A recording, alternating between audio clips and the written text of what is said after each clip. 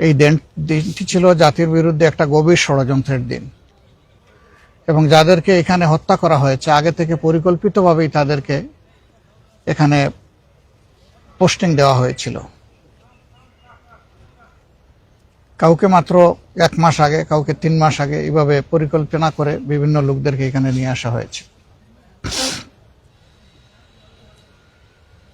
কারাই হত্যাকাণ্ড ঘটালো জাতির সামনে এখনো পুরা খুলাসা হলো না বিষয়টা।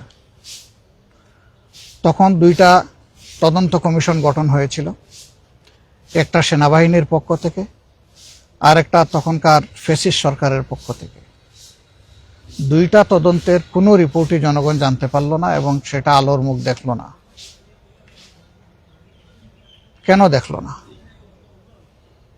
যদি ওই তদন্তের রিপোর্ট সামনে আসতো জাতির সামনে, তাহলে হয়তো অনেক সত্য পরিষ্কার হয়ে যেত।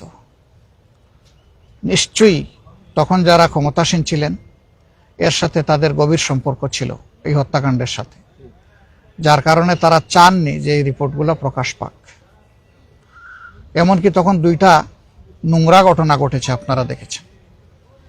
একটা হলো বিরোধী দলকে টার্গেট করে তখনকার বিরোধী দলীয় নেত্রীর ব্যাপারে অনেক আজে বাজে কথা বলা হয়েছিল।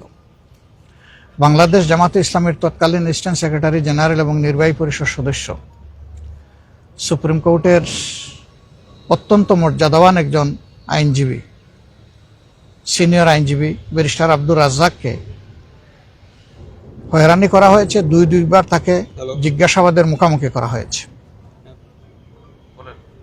নাসির উদ্দিন পিন্টুকে নৌকা দিয়ে নাকি লোক পার করে দিয়েছে, এই জন্য তাকে এই অভিযোগে অভিযুক্ত করে জেলে নেওয়া হয় এবং সেখানে পরিকল্পিতভাবে তাকে হত্যা করা হয়।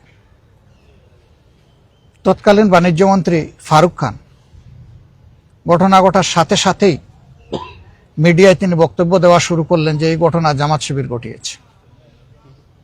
এত বড় একটা ঘটনা, তার মামুলি কোনো তদন্ত হলো না, তিনি একটা দলকে দায়ী করে বক্তব্য দেওয়া শুরু করলেন। এই সবগুলাই ছিল গভীর ষড়যন্ত্রের অংশ। পরবর্তী পর্যায়ে বর্তমান সরকারের আগে যে ইন্টারিম গভর্নমেন্ট ছিল, এই ইন্টারিম গভর্নমেন্টের পক্ষ থেকে একটা তদন্ত কমিশন করা হয়েছিল। সেই রিপোর্টও কিন্তু জাতির সামনে আসেনি পুরোপুরি। আসলে আমরা বুঝতে পারবো সত্য আংশিক উঠে এসেছে নাকি আংশিক চাপা পড়েছে।